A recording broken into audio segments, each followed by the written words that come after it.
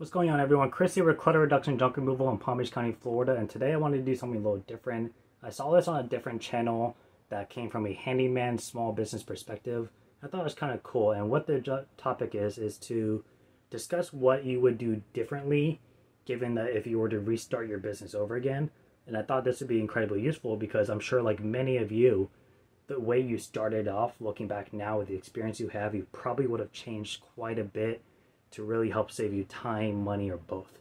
So I just wanted to go over some of those things that I've kind of learned. This is going to be a slightly longer topic, so if you don't want to listen to me talk nonstop and no action clips, click off now. I won't be offended. But if you maybe just started, or you're still in a position where you can correct your mistakes quickly without any serious fallback, then this may end up being useful for you, and I encourage you to stay tuned. So I'm going to try to just do this in all one long script instead of breaking it up. And I'll try to be as concise but still informative as possible. So to start things off, just a quick background. I started the junk removal business in the fall of 2020, but it was mainly to get set up. So I did all my insurances. I made sure I had all my registrations done with the state and the IRS. And my website was up and running, and I had business cards and a uniform and stuff like that. And I started off, I didn't have a truck when I started, or a trailer or anything. I had a 2013 Hyundai Elantra. That was my personal vehicle. I really loved that car. And I traded that in back in April of this year for a 2021 Nissan Titan SV black. And then I got a utility trailer shortly after, and then from there I got aluminum sidings welded on by my brother, who has a fabrication company, and then got that wrapped, and that's where you've probably seen the majority of my thumbnails. So that's kind of my background. Now, as far as careers go, I've done my odds and ends with multiple jobs as a college student up until about 2017. I did catering for a few years. That was a miserable 110 hour weeks for 8 months of the year. I did not sleep, and I was very depressed. Long story. And then after that, I worked as a professional mover for about 6 years. Now, when I started the junk removal business, the idea behind it was that it's very similar to moving in terms of how you operate, but easier, because you're not having to worry about being protective of stuff. You don't have to worry about having to bring it from one place to the next and not having any property damage in between. And I'm not having to worry about such a high insurance rate because there's so much more care and value in what you're doing. With junk removal is basically take the junk, take it out of the property without damaging anything, and then after that it's free game with what you do with it. So that was kind of the intention behind it. It was basically just a way to kind of do what I'm already good at, but in an easier way to where I could work for myself, because working as a mover sucked. I like the job core concepts, but working for management and not being able to, dictate how long your days are going to be sucked. And at the end of the day, yeah, you got tips, but I could work a 70-hour week and walk away with the same amount as working a 30-hour week with good tips. It was too inconsistent. Plus, you don't get days off. So, some of the quick things that I've kind of done and wish I'd done a little better, or just not done at all and done something instead. I'm going to run through that list right now, and I'll try to be as quick as possible. The first thing is, I wish I had gotten a pickup truck when I started the junk removal business. Now, being a mover and you have your slow times, we would do side jobs outside of that anyways, whether it's, delivering a small piece or a small move, sometimes even multiple bedroom apartment. You're just doing it a lot cheaper than the moving company, and you're pocketing all the cash. But a lot of times, I've had to do jobs where I have to go get a U-Haul truck, even just for one piece. Now, having the pickup truck, I've done the same exact thing, not for the junk removal, but for deliveries, and made $100, $150 at a time, because it's still cheaper than a moving company. So if I had gotten a pickup truck back when I first started, I not only could have used it for my side jobs and saved myself money, but I also could have used it for the smaller junk removal jobs I had. I was a small business owner in a very saturated area with junk removal companies. I was not getting a lot of real big jobs. I was getting a lot of pickups because my minimum pickup was cheaper than some of these franchises. So that was a good chunk of my time, my job sources. But because I used U-Hauls for the first year and 3/4 of my business, I was having to pay, let's say, $40 to $50 for a pickup truck or a cargo van on a minimum pickup. I'm only profiting 30, $40 at a time. So that's something that just would have been incredibly helpful to have for those smaller jobs where profit isn't as beneficial for having to go get a rental truck. And in addition to that, I could have put makeshift sides on there and really handled up to probably a 1/4 truck load of what would be in my trailer. And then just got in the bigger pickup truck when I had bigger jobs. So that's the first thing I wish I'd done a little differently. The second thing is my utility trailer. I got a 6.5 by 12-foot utility trailer back in, I think, May, the month after I got the pickup truck. And it was $2,400 after discounts, after registration and fees and taxes. It was basically a $3,000 trailer. I went ahead and got aluminum siding put on by my brother, who's a professional welder, has a company, and that was about a $3,000 job. If you've seen my thumbnails or my previous videos, you've seen the trailer. It's a very clean look side. The wrap job came out really well on it, but it was also a $3,000 purchase. So I kind of wish I had just done a wood build, and I've done the math already, and it would cost me about $450 to do a very good wood build that's reinforced and strong. And I had a whole idea to make it really look appealing. And yeah, it would probably take me a couple of days to do, but it would save me $2,500. And I could have taken that money and invested it into something that would have yielded me a little bit better cost down the road. So that's something I wish I had done for my first trailer, at least. Heading to the next one, and this is something I think everyone should focus on from the very beginning, even before you start doing jobs, and that is SEO. I did not fully learn about SEO until about July of this year, and since then, I would say about 40% of my jobs come directly from Google. Not like Facebook and Nextdoor that get linked to my website, but from searchable terms, because you can look at your analytics for your website, that will look up junk removal in my city, go to my website, and then inquire through my email for that. So it's a good way to really know exactly where your sources are coming from. So that's something that I wish I just learned a little bit better as far as keywords go, and using the alternative image descriptions a little bit more concisely, and also being more consistent with my social medias that kind of all link together, because that's a very typical way of getting jobs and building traffic and being more searchable online, which is basically 90% of the market nowadays. So that's a huge one.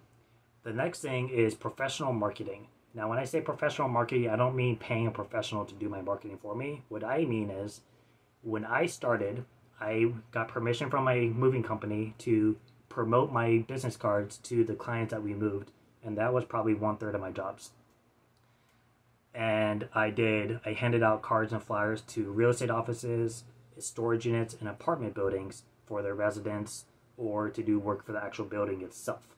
Now, what I wish I had done was focus more on professionals in terms of professional organizers, property managers, and real estate agents, because whereas I could market to multiple neighborhoods and apartment buildings to try to reach out to the residents, where I have a very wide variety of potential customers, the amount of people that would actually use me, who actually even just need junk removal in the first place, is very slim. And then on top of those that would actually use me is even lower. Whereas if I could focus on the professionals and really invest my time in the networking side, where I could get repetitive business not once or twice but throughout the year, to me that would yield much better results and be much worthwhile for the time. So that's something I wish I had started off with, and then as I got bigger, had more time and a little bit more of an audience, then I could start really blowing up on residential sides, because at that point I have more of a reputation. So when people look me up, I'm not just some hole-in-the-wall company.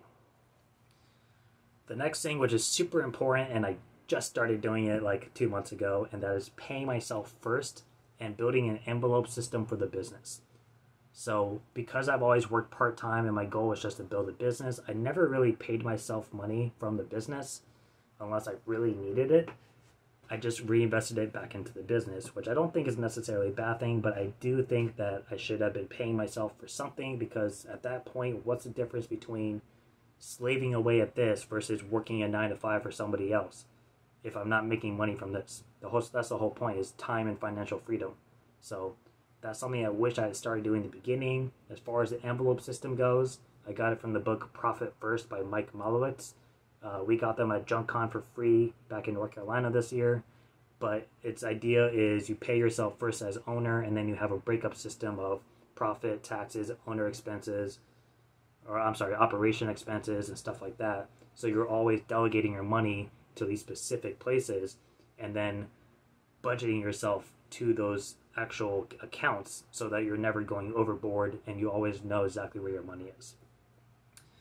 The next thing is efficient tools. Now, I don't mean like tools like, a handsaw or, a dolly or something. What I mean is, when I first started, I would design all my invoices on Google Documents and then print them out, and that is what I had all my paperwork done on. I had the customer's information, I had the pricing, I had them sign it, I would take a picture of it, send it to their email, and then keep the hard copy for myself. What I started doing back in May of this year was I downloaded an app called Invoices. It has a little orange check mark, and you can input all of your items as far as like your load sizes, any surcharges you have, whatever. You use that to add in all of your client's information. You can take pictures of jobs if you're doing estimates, or if you're doing like a junk removal, you take before and after. You can include it in the invoice. It sends it off directly to their email or text message. You can also take payment through that, and you can request a review through it as well. It's a really nifty app. It's like $11 a month. If you do the whole year, it's like $9 a month. But it's just something that saves me so much time, especially ink cartridges. They're not cheap anymore. But it's just been such a huge help, especially with the picture situation. And then the other thing is using either QuickBooks or Excel sheets on a daily or weekly basis, as far as keeping track of all my expenses versus having to do it at the very end of the year by paper and hand and then sending it off to an accountant. I could just have it all pre-done ahead of time, and it's just a quick email click and you're done. The next thing is tracking. So tracking marketing costs and income. I always already knew to find out how my customers heard about me, and then I would total it up at the end of the year to kind of see where my business came from. What I wish I had done was do that on a more consistent basis, as far as like weekly and monthly, so that I knew how to implement my next month's marketing. But when I first started, I was doing it part-time with the moving company, and this was more just doing things to get a feel for it and getting my name out there versus actually trying to build a full profit income off of it. So that is kind of the reason for not doing as much as I could have done. But these are things I wish I had done. I also wish I had tracked my cost and my income a little bit better, kind of going back to the envelope system. And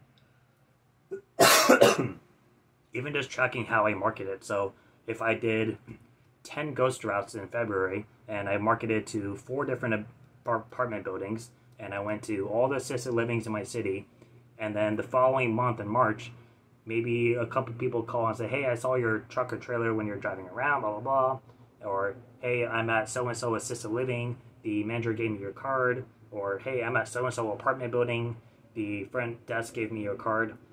That way I would know that those actions I took yielded results, and I would know that, okay, that's something I could try again and keep doing it and keep building it and putting more focus into it.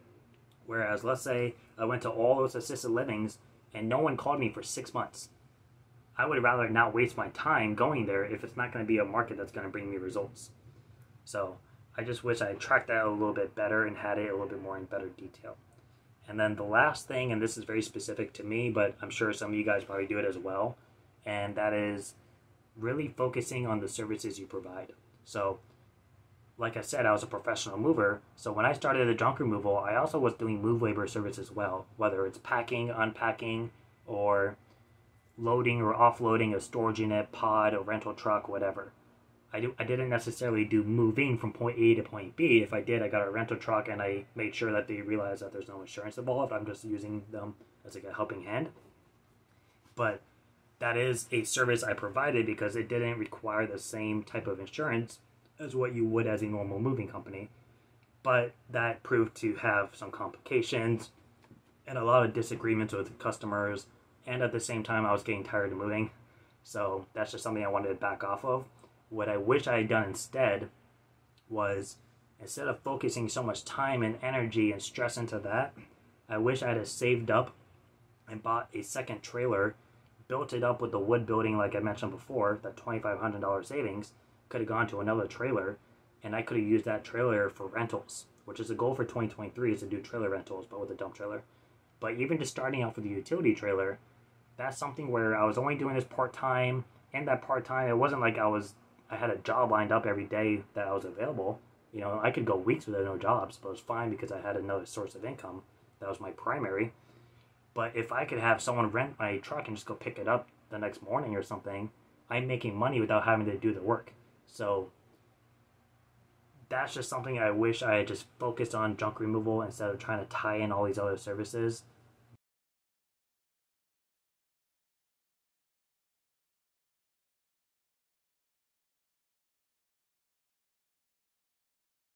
But it was just a way for me of, you know, I'm already doing it. I already do jobs on the side. Why not just make it part of the business too? And I can't lie, that was probably 50% of my income the first year. But definitely just something that I wish I had focused on and really building the business and keeping it within that topic versus trying to expand into other services.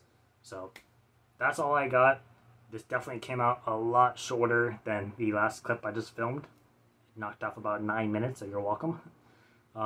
But these are just the things I wish I done a little differently. Hopefully you guys pull some information out of this. And if you guys have done something that you wish you would have done a little differently, comment it down below so other people can see it as well. And let's try to help out those who have the availability to change or maybe just starting out and want to try to avoid not so much a mistake, but just pick a better route without having to go through the experience of it. Not that I don't think there's anything wrong with that, but it would save everyone time and money. And that's the whole point that we're doing this business, right? Is to be financially free as far as time and not having to rely on another employer to make half the money that we potentially could be. So that is it for me. Hope you guys enjoy this, and I will see you later on in the week when we do another job. Thanks for watching. Bye.